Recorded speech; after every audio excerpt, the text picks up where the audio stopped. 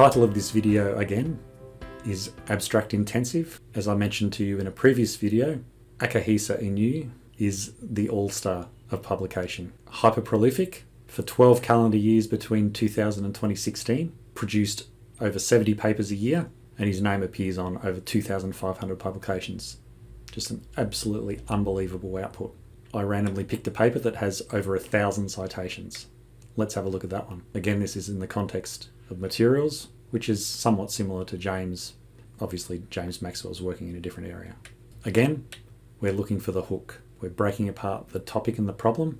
Why is it important? What came before? Point of departure? What are the requirements, design, implementation, results, and contribution? Inu doesn't muck around. He assumes he's writing to experts and just jumps straight into the implementation, which is a very common approach in chemistry papers. This is what we did.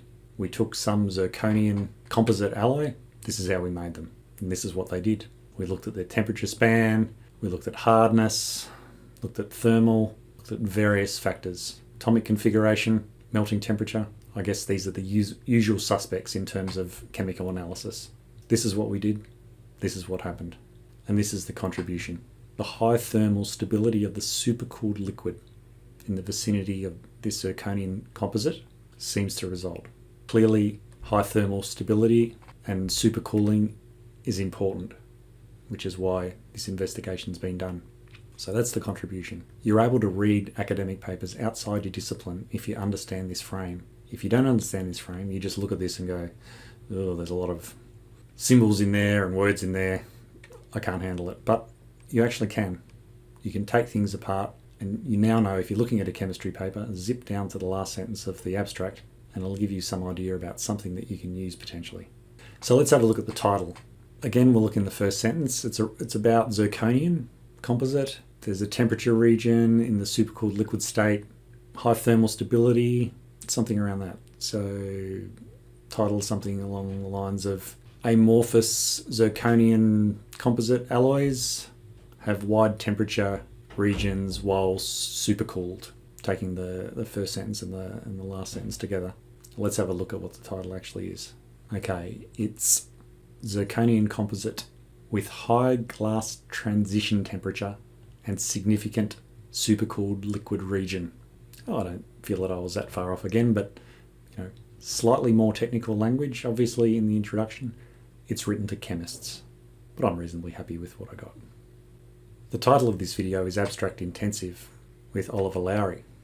Now, Oliver was our chemist who is the most cited, has the most cited paper in the world, over 300,000 citations. Let's have a look at his abstract. Again, we're using the same frame to focus on his abstract, to pull it apart.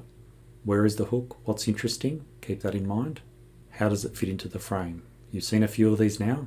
You're starting to get a sense that different papers address some of these questions and not others, but you need to keep this frame in mind and be thinking about that and seeing how it fits in. Where does it fit? Okay, so this is the abstract. Prior key research. Since 1922, somebody proposed the use of this. Right? Jump straight into it. That also gives you a sense of the topic and the problem as well. But it talks about the prior key research. Well, the point of departure. Well, although the reagent often looks for words like although, however. They're absolutely key words to show you where that point of departure is. And this sentence also talks about the requirements. It's got great sensitivity and simplicity. And that's why this paper was so highly cited, because it contributed something that was simple and really useful. Okay, you don't have to do great engineering to have a great contribution is the message. So implementation. Well, they did a lot of testing with that particular chemical reagent and understood its peculiarities and limitations so they could figure out how it could be fully exploited. And the contribution. Procedures are described. They provided something that everybody could use and talked about how sensitive it is. So that was Oliver Lowry's contribution. So the topic and the contribution, let's have a look at that to try and figure out what the title is. Well, it's about, obviously, phol and phenol. Procedures are described for measuring protein. using phenol, just jumping up and down, having a look. I think measuring proteins using phenol reagent strikes me as a reasonable title. A using B is a very common title in engineering, and a vast majority of publications that I've been involved in personally have used that frame. Let's have a look at what the actual title is. It's protein measurement with the phenol reagent. I was very close on that one. I'm pretty pleased. So even without any background in chemistry other than high school, I was able to figure out pretty close to the title of the most famous paper of all time. I'm pretty pleased with that. The title of this video is Abstract Intensive with Rebecca Volk. As you're aware, Rebecca Volk recently published a systematic literature review in civil engineering, and that had over 1,000 citations. Let's look at this abstract through the lens of the abstract frame. Okay, so Rebecca starts out by talking about the topic as they pretty much all do. You're hopefully seeing a pattern by now about how most of them start to fit into the green. While BIM processes are established for new buildings, the majority of existing buildings. Okay? BIM is not being used. Requirements. The requirements are efficient resource management. So this paper is all about the relationship between BIM and resource management. The justification for BIM in existing buildings clearly is resource management. Then jumps up to the importance. Stakeholders are demanding a state-of-the-art overview.